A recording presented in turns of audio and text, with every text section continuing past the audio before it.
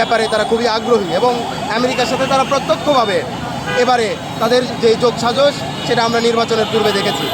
এমনকি আরেকটা বিষয় মনে করিয়ে দিতে চাই যে 71 সালে যখন বাংলাদেশের মানুষ স্বাধীনতা যুদ্ধে যখন বাংলাদেশ সংগ্রাম করছিল, বাংলাদেশের মানুষ সংগ্রাম করছিল, ঠিক ওই মুহূর্তে আমেরিকা পাকিস্তানের পক্ষ নিয়ে পাকিস্তানকে অস্ত্রশস্ত্র দিয়ে তো সহযোগিতা করেছে, একই সাথে বাংলাদেশে যাতে কোনোভাবে ভারতীয় সাহায্য বা অন্য কোনো দেশের সাহায্য না আসে এবং বাংলাদেশের পরাজয় যাতে তাড়াতাড়ি নিশ্চিত করা যায় সেজন্য তাদের 7ম নৌবহর বাংলাদেশে বঙ্গোপসাগরে তারা পাঠিয়েছিল।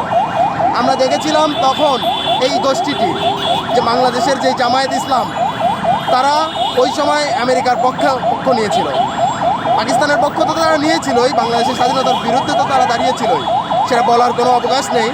তো ফলে আমরা বলতে চাই বাংলাদেশের মধ্যে বর্তমান সংসদে যারা বসে আছে তাদের মধ্যে অসংখ্য আমেরিকার দালাল রয়েছে এবং এটা শুধু ইরানের জন্য নয়, এটা বাংলাদেশের জন্যও জরুরি।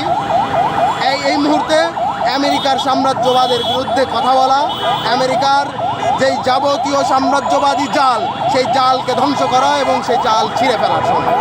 তো কাজেই বন্ধুগণ, আমরা আহ্বান জানাই বাংলাদেশ ছাত্র ইউনিয়নের পক্ষ থেকে সকলকে সতর্ক হবার, সচেতন হবার এবং বাংলাদেশ থেকে সমগ্র আমেরিকার যে দালাল এবং মোসাহেবগুলো রয়েছে সেই হত্যাকাণ্ডর ব্যাপারে সিদ্ধান্ত নেবে সেই দেশের জনগণ। সেই হত্যাকাণ্ডের বিরুদ্ধে যে সংগ্রাম, বিচারের দাবি, সেটার বিরুদ্ধে আন্দোলন করবে সেই দেশের জনগণ। আমেরিকা তো সেখানে নাক গলাতে পারে না। আমেরিকার কাজ হচ্ছে কি সারা বিশ্বব্যাপী বিভিন্ন দেশে দেশে নাক গলানো, নাক গলে সেই দেশের যে গণতন্ত্র, সেই দেশের যে শাসন ব্যবস্থা, সেই শাসন ব্যবস্থার ভিতরে একটা সমস্যা তৈরি করা। এবং সেটার বিরুদ্ধেই আমরা বলতে চাই যে আপনার যদি সেখানে কোনো ধরনের হত্যাকাণ্ড হয়ে থাকে সেটার বিরুদ্ধে আন্দোলন সংগ্রামের মাধ্যমে, সেই দেশের আইনের মাধ্যমে সেটা বিচার হবে, সেটা তদন্ত হবে। আমেরিকা সেখানে নাক গলানোর কেউ না। সবচেয়ে বড় কথা, আমেরিকায় নিজের দেশে তার অনেক আপনার গরিব মানুষজন ফুটপাতে শুয়ে থাকে। তার এখানে এখনও অভিবাসী যারা আছে বিভিন্ন দেশ থেকে যায়, তাদের মানবেতর জীবনযাপন করতে হয়। যেই দেশ নিজের দেশে যেই নাগরিকরা থাকে তাদের অধিকার নিশ্চিত করতে পারে না, সে অন্য দেশের নিয়ে নাক গলাবে, সেটা নিতান্তই একটা অপরাধ বলবো।